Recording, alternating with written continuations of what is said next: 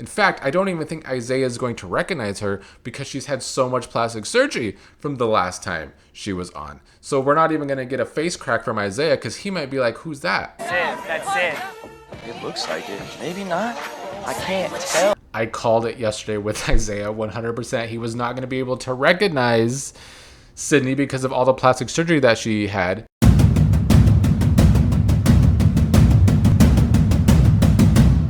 What's up, everybody? Back to talk about Love Island Games Season 2, Episode 7. At least a more entertaining episode than the night before, although I'm still trying to get over my disdain from producer decisions with this show and the overall problem that the show has no structure and there's no rhyme or reason to how people get eliminated, and is still kind of a mess in that regard. As for the episode, though, this felt more like a regular Love Island episode than games because of the heart rate challenge dictating who would be the power couple this week, and a very surprising result. Before we get there, though, there is some stuff to talk about with the couples. This Nicola and Chris situation is something. Chris is such a bore right now. He's not here for the Love Island side of the show. He's here to win money, and that's great and all, but it's not exactly riveting television. Nicola thinks that Chris is into her, and maybe he is. I mean, he at least shows interest in her, which not a lot of other guys have done. Chris was trying to say, I'm hungry in Maltese, and they had a chat together. She pulled him for a chat, though, and if he is acting like Ace this season, which I feel like he is, that's kind of his deal. He wants to be chased. He's playing games. He wants a slow burn.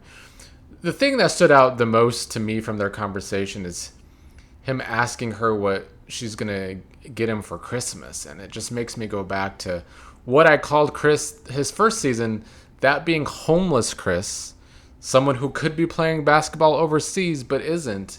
He's once again coming off as someone who is desperate to have a woman whose house he could live in or who can give him gifts and money. It's coming off like that yet again. And I don't know if Nicola has a home for him, not in the U.S. anyway. He could go play basketball in Malta, so I guess that's something. That's a possibility.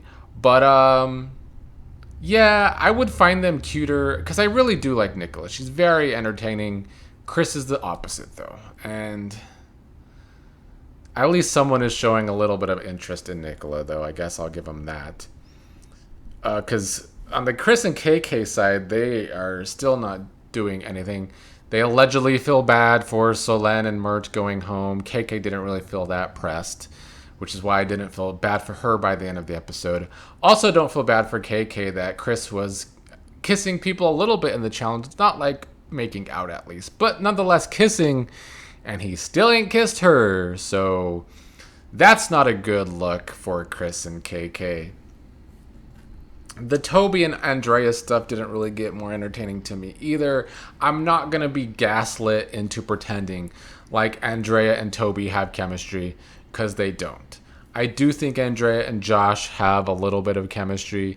I just still don't think that she's like super interested in because he's like so intense and not necessarily a fun time so far. But Andrea did tell him that she kissed Toby. The night before, though, the surprise was actually Josh and Justine cuddling and kissing in bed the night before. They talked about how they're friends. They've known each other outside of the show. I did not get the feeling that they have ever hooked up or even tried to. They really do give friend vibes. So them actually kissing was a surprise. I can see why, though. I mean, you're on Love Island. We might as well test it because that's what we're there for. I don't know if they have chemistry or not. I feel like they could. I'm not there yet because their kissing was in the dark. So how are we really supposed to tell? Josh didn't tell Andrea that at first, but then circled back and told her eventually. And Justine has been trying to not give in to Tyrique because Tyrique has quickly gotten this reputation around the villa that he does a lot of flirting with the women. And he has. And so Justine has been trying to hold him at arm's length. But she did admit to him that she and Josh kissed in bed. And I think he didn't take it as well as he hoped. He's saying in confessional that he maybe feels like he actually cares about Justine after 2 days. And that's why he's upset. I don't know if I buy that. I feel like Tyrique is a competitive person. He's an Aries, like I've said all season. And I feel like he feels like he's been losing in these couples. He lost Andrina to what's his ass and Johnny, and he feels like now he can't get KK away from Chris, and now Justine's kissing Josh. I think it's making him feel some type of way, not necessarily that he's that interested in Justine. I don't necessarily buy that. Kendall and Garby, they had a breakfast date at Soul Ties. I want to say that I am not pro them as a couple. I am pro them as a team, as I've been saying all season. I am rooting for them as a team. I don't want Garby and Kendall to become a real couple because I don't trust Kendall. I still don't. He has a reputation for not actually being into black women, and I can still see that by the heart rate challenge that Lucinda's the one that raised his heart rate and none of the black women, although I don't think it really counted with each other. I don't think Garby and Kendall tried to raise each other's heart rates. I don't think that was a part of the game, so we can't say that 100%. But yeah, I don't trust Kendall enough to want to root for them as a couple, but I still am rooting for them as a team to win the show. In the challenge, which we'll get more into, it is interesting that both Garby and Tyrique raised each other's heart rates the most in the challenge. I know that's going to make Tyrique want to go after Garby now. So we'll see if his games work with Garby and how Kendall plays all of that off. In this episode, for the first time, we got a scene that actually showed us strategy and social game, with Kendall and Isaiah talking about their past in Love Island and their exes and how they were with a woman the whole time on their seasons. This was, of course, a hint to what was to come later with Isaiah. But as for Kendall, in this scene, I felt like it was Kendall doing his social game, making an alliance, and this show actually showing us an alliance possibly when Kendall was trying to make Isaiah know for sure that he has his back here in the game and in the house. So a Kendall-Isaiah alliance, not surprising, 2 U.S. guys in similar seasons. Well, I think it was 4 and 6, but still close enough. So that's something as far as the game goes. And then the only note I have about Johnny and Andrina was they were excited to still be there. Andrina still thinks they're a good couple, and she thinks America loves them. I think she's putting her cart before the horse. I don't know if America's really that into them as a couple, because we all know Johnny's reputation. But they had a nice makeout session later. Now, the couples challenge, like I said, was to raise heartbeats. They only had 1 minute and 45 seconds to do so. Kendall and Garby's strategy seemed to bring comedy, which has worked in the past in these heart rate challenges with Cordell specifically. I remember comedy works because you get people laughing, you get the heart rate up, and I do think it helped them in this challenge not be at the bottom. Tyrique and Lucinda. Tyrique went straight for KK at first, and then got his first kiss with Justine, and then took both Justine and KK at the same time over to one of the bed things. So he was having his fun. I think Lucinda was the star of that team, though. She was doing a lot of kissing all the guys, and that did seem to raise a lot of heart rates, so I think that's why they were safe this week.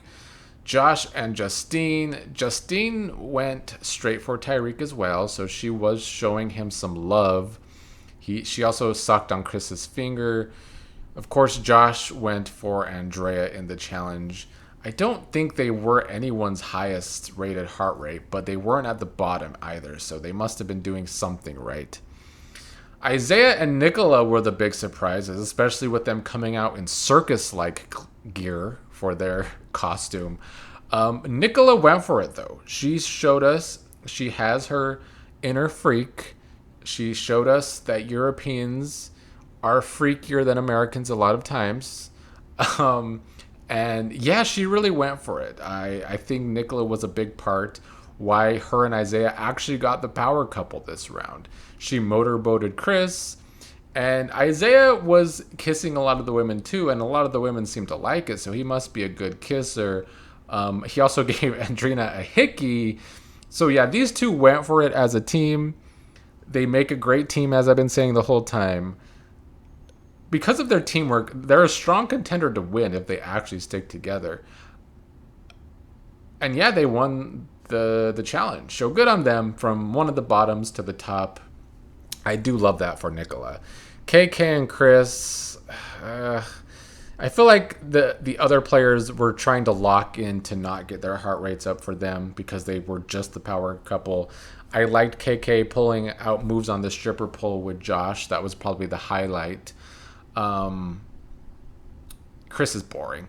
Toby and Andrea, the funniest thing in this was Toby putting Nicola's ass in Chris's face while he was kissing KK. And then time hit right when Andrea was bringing Josh to the couch, so they ran out of time there. I felt like Johnny and Andrea really tried to be sexy. Johnny was pulling out moves, but he was super serious about him. His game face was on. He was just being a competitive person here, I think. And then Andrina was bringing out the grinding, putting her booty in Tyrique's face. But it didn't raise his heart rate as much as Garby. So there's that. And then in came Sydney and Marvin. And I gotta say, I called it yesterday with Isaiah 100%. He was not going to be able to recognize Sydney because of all the plastic surgery that she had. And he could not tell who she was at first. Another guy had to point out it was her before Isaiah even realized it. That's a big part of their story, though, going back to their season, was her insecurities. And Isaiah bringing back someone from Casa who he at one point said was prettier than Sydney, which, of course, made things worse for them, even though they did get back together towards the end. But she has a lot of insecurities. You could tell by all the plastic surgery she's had, she looks a lot different from her first season. And now she's saying there is unfinished business with Isaiah. I don't know what to expect from Isaiah's point of view, but there was a lot of tension. Not good tension. I think it's going to be the same old shit where she's more into him than he is her. And Marvin went for Garby and KK and Andrina, and I think he was the person that raised Andrina's heart rate the most. But Isaiah and Nicola are the power couple. They have a big decision to make. Once again, the show has no rhyme or reason how eliminations happen. We are now going back into a duel after just having a fan vote screw Solen and Mert.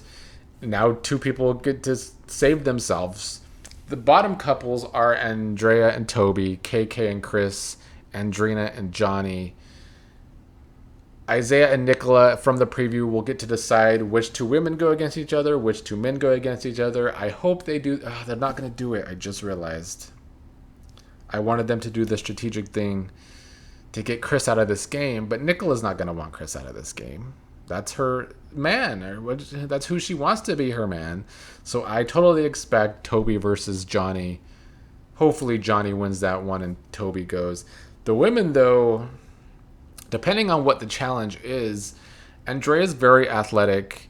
We've seen Andrina's not very athletic, and we don't know about KK, but she's smaller, so that will be the matchup to watch to see which woman gets the boot. I'm fine with any of them going. Honestly, I'm fine with any of the men going. I wish it was Chris. I don't think it's going to happen now because of Nicola. So we'll see. But I'm happy with any of the people at the bottom getting the boot.